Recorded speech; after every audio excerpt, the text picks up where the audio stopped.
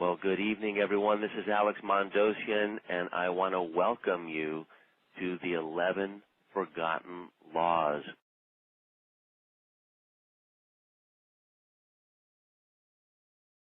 Anyway, what are the forgotten laws, and why do you call them forgotten? Well, they're forgotten because we're really not trained to understand them, Alex. I'll give you an example. There's a law of non-resistance. You say, what the heck is that? The law of non-resistance. Well, let's think. Whatever you resist persists.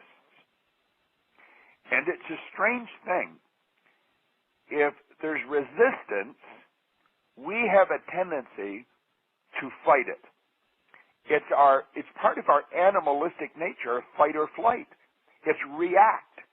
Now, the professionals do not resist. There's non-resistance. They let the resistance go. They don't let it bother them because they understand this law and they can see that it's a force that's working against them, but it only works against them as long as they give it energy. And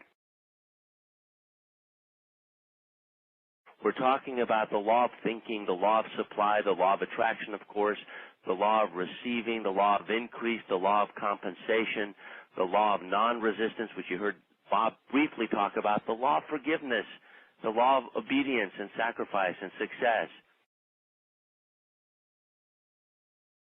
How will these laws benefit our listeners, the 250 who take action now? How will they benefit? And then give us a few stories. Well, let me give you one example, and it's a good example because he's a good friend of yours, John Asraf. You know, I'm going to read you something John wrote. He said, when I met Bob Proctor, I was 20 years old, flat broke, heading in the wrong direction in life.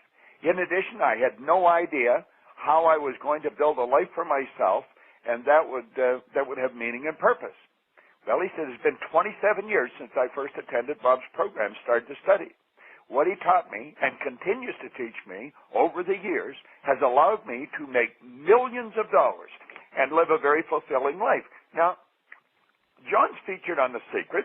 He's got books on the New York Times bestseller list. When I met John, he lived in a suburb of Toronto here. He was a young guy that was out selling real estate, trying to find leads, trying to sell a house, and wasn't doing well. As he started to see how these laws worked and started to put them into work in his life and then continued to over the years, he skyrocketed ahead. He owns a big part or a good part of a very big real estate company that he doesn't even work at anymore. It's a passive income he's got. I saw him earn up to $18 million on one project that he was involved in. John has put these laws to work. He's put them to work in the law of attraction on The Secret, where he talks about his mind map. In the law of forgiveness. The law of forgiveness is letting go. We've got to let go of what we don't want, Alex, to make room for what we do want. And begins to listen to this. It's through repetition over and over and over again. You see, if you could imagine the sound of my voice like right now. Now, as I'm talking, an idea is going to hit your consciousness, and you're going to take off on a thought trip. You're going to hear what I'm saying, but you're not listening to me because you're thinking about something. You're thinking, darn, that's right. That's the way that happened. And then you stop thinking, and you come back and you start listening again. Now, what went on between when that idea that I explained hit your mind and you went off on a thought trip and you come back and start to listen again? I gave you some phenomenal information, but you didn't get it. You heard it, but you weren't listening.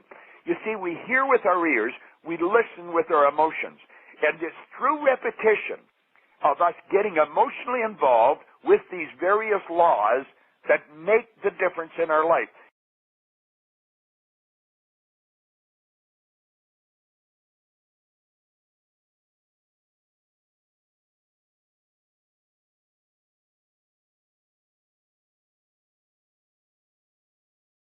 Well, there's a basic law of life, Alex. It's create or disintegrate. You're either going ahead or you're going backwards. If you are not doing something that's intelligent and lawful to move ahead, odds are you're going backwards.